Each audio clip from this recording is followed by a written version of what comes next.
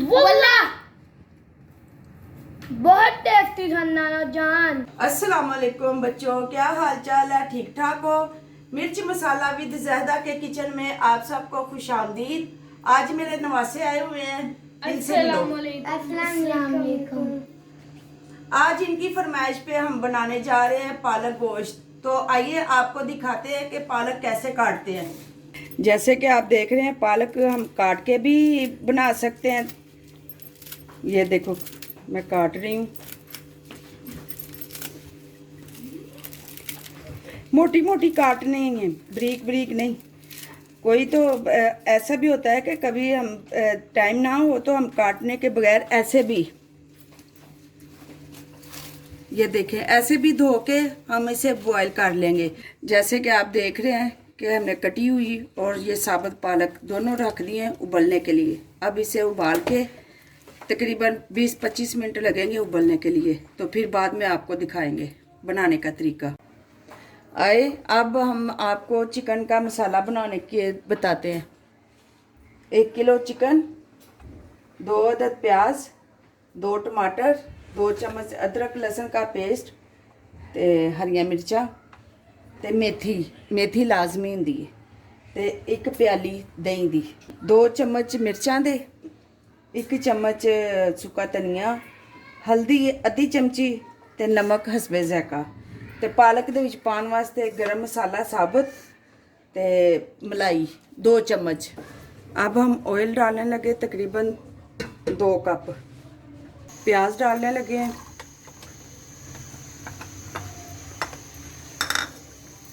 अब प्याज हम ब्राउन कर लेंगे। जैसे कि आप देख रहे हैं प्याज हमारा हो गया है। अब इसमें डालेंगे अदरक लहसुन का पेस्ट।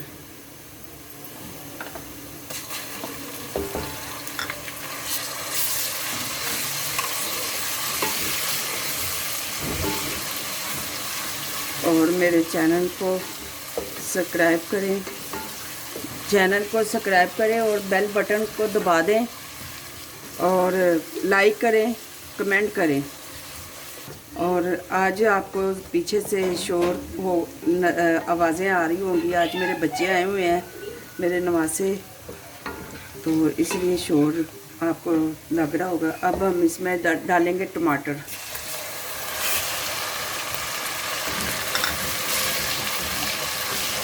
अब हम डालेंगे मसाले, मिर्चें,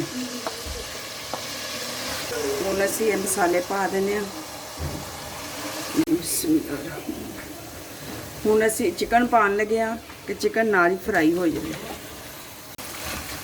जिवें कि देखते पे गोश्त साड़ा भुजन लिया है, तो असी ये दही पा देंगे नाल ही। दही मैनूं ज़्यादा लगता पे, इसलिए मैं सारा नहीं पावांगी।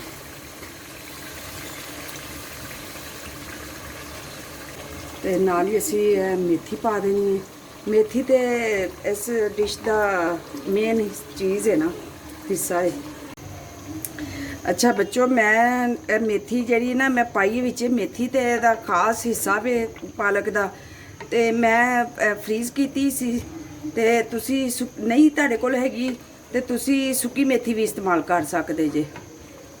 भला अजकल तो मिल भी जाती है, तो नहीं मिलती गिली तुहानूं ते तुसी सुक्की मेथी भी इस्तेमाल कर सकते जे। असी उन्होंने ढक देंगे, दम दे पकेगा, गोश्त गल जाएगा। अब हम पालक में दूध डालने लगे, आधा गिलास दूध का, ग्राइंड करने के लिए। चल बस ग्राइंड करना है हल्का सा, बस चल। आधी पालक असी पहले ग्राइंड कर ली सी, उस दूध पाता सी, ते ए जिहड़े सी हुण 2 चम्मच असी मलाई दे रखे सी, असी इहदे च पाउण लगे हां। इहदे च पा के असी ग्राइंड करन लगे हां।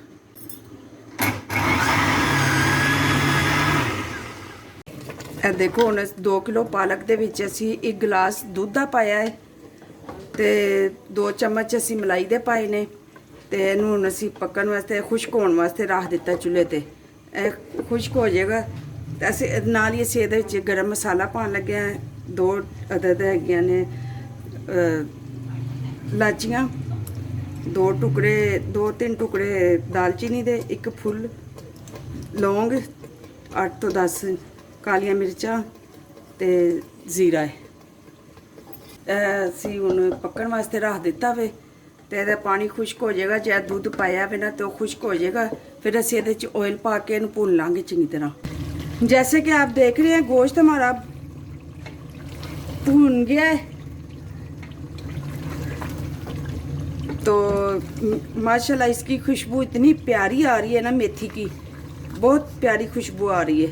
जिमें कि तुसी देखते पे जे कि पानी बिल्कुल साडा खुश्क हो गया है ਤੇ ਅਸੀਂ ਹੁਣ ਇਹਦੇ ਚ ਆਇਲ ਪਾ ਕੇ ਇਹਨੂੰ ਭੁੰਨ ਲਾਂਗੇ। ਇਸ ਲਈ ਅਸੀਂ ਇਹਨੂੰ ਅਲੱਗਾ ਭੁੰਨਿਆ ਹੈ ਕਿ ਜੇ ਅਸੀਂ ਗੋਸ਼ਤ ਦੇ ਵਿੱਚ ਪਾ ਦਿੰਦੇ ਘਿਓ ਦੇ ਵਿੱਚ ਤੇ ਇਹਦੀਆਂ ਛਿੱਟਾਂ ਉੱਡ ਉੱਡ ਕੇ ਤੁਹਾਡਾ ਸਾਰਾ ਕਿਚਨ ਵੀ ਖਰਾਬ ਹੋਣਾ ਸੀ ਤੇ ਤੁਹਾਨੂੰ ਵੀ ਪਰੇਸ਼ਾਨੀ ਹੋਣੀ ਸੀ। ਤੇ ਹੁਣ ਦੇਖੋ ਜ਼ਰਾ ਕੋਈ ਕਿਚਨ ਖਰਾਬ ਨਹੀਂ ਹੋਇਆ, ਕੋਈ ਨਹੀਂ ਉੱਡਦਾ ਪਿਆ ਤੇ ਅਸੀਂ ਵਿੱਚ ਇਹਦੇ ਚ ਹੁਣ ਆਇਲ ਪਾਉਣ ਲੱਗੇ ਆ। ਬਿਸਮਿਲ੍ਲਾਹ।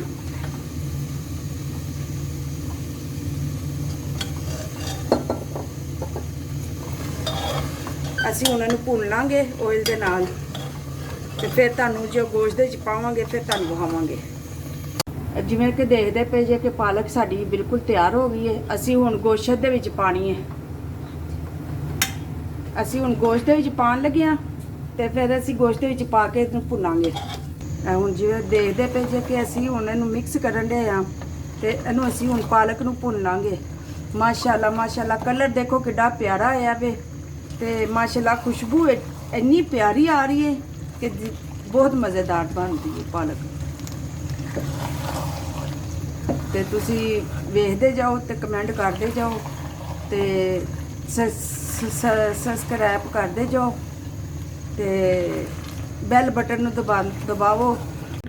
अब जैसे कि देख रहे हैं कि हमारी हांडी तो बिल्कुल तैयार हो गई है। अब हम सर्व करते हैं। ये सालन हमारा तैयार हो गया है।